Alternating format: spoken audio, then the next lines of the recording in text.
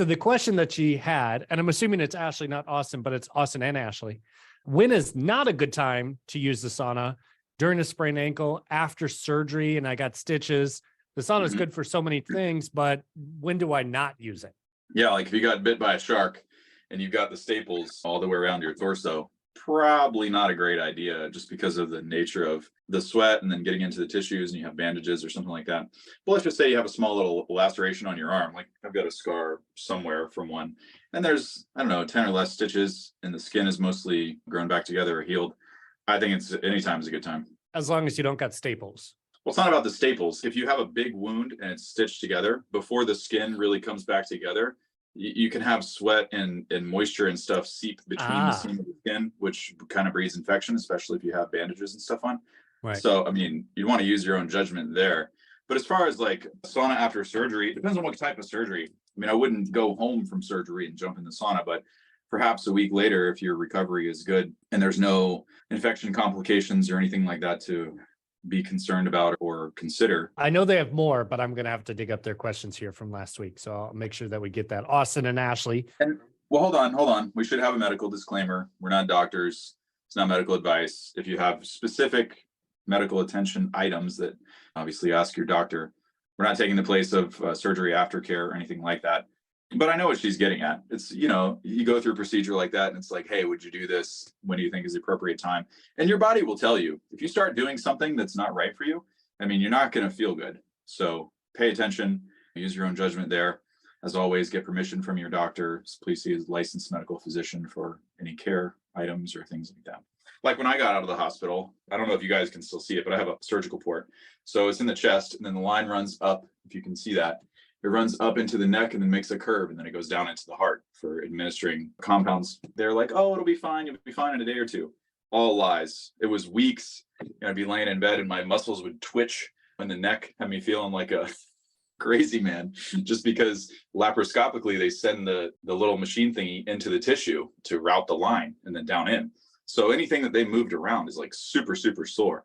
And of course, my question was, hey, part of this is plastic and rubber, has a metal plate on the back. Can I sauna like that? And of course, they're like, no, you shouldn't do anything like that. Obviously, I was still in the hospital at this time. And then I also wasn't sure how my tissues would respond if I were to sauna after this fresh surgery a few weeks later. I started testing it in small increments. I got permission from my doctor. Everything was fine. And then went full bore with it, totally nuts, and haven't had an issue. So for something small like that, I don't think it's a big deal.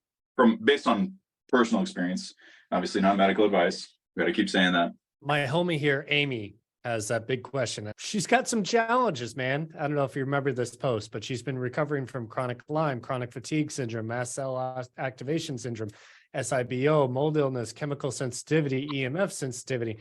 She's got some challenges and developed breast cancer, done extensive testing at the Integrative MD to determine why I developed cancer, exposure to toxic mold, currently doing chemo, recommended Therasage sauna, but some of the reviews you said, that's not there. I know that you kind of said like, look, none of these are going to be perfect for what you're going through, but maybe you have some other advice for her that, and again, not medical doctors, disclaimer, don't listen to us for anything.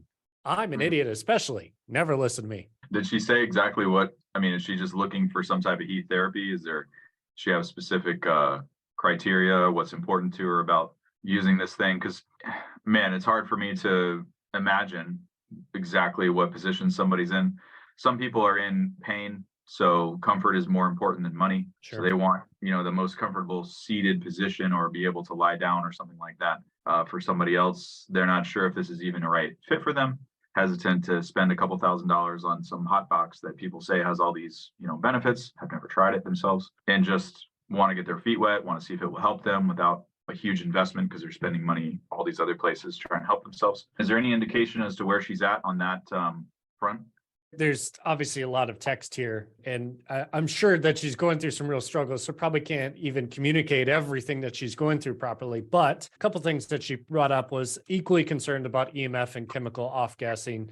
Look, price is a bit of a concern. She's going through a lot of the medical bills and all that sort of stuff. So she's kind of trying to figure out, like, how do I get something that's within a decent price range? She's also interested in doing ozone with the sauna. Mm-hmm. Can all of them handle that? I mean, it depends on what kind of ozone. Is she talking about like rectal ozone? Or is she talking about just adding ozone to the sauna? There's a lot of different ozone therapies. Or is she talking about an ozone specific sauna, like where you rent sessions? One of the notes she put in here looks like Relax Sauna and Therasage do the ozone. That would mean that it only does. No, it does not. None of them. You'd have Did to you hear add that, them. Amy? Matt is saying no. Or some of them have that little ionizer thing in there, but it doesn't do anything. It's a gimmick. Got it. Actually, that's probably important to know. For her, I would just say try a portable sauna. Just pick one. Pick what you can afford. Try it. If you get benefit from it, you know that that's an area that you can invest more money in for something that's more comfortable or less off-gassing or whatever. Test it out. See if you get benefit. Maybe buy one that has a return policy. If you get in it immediately and it's not for you, just send it back.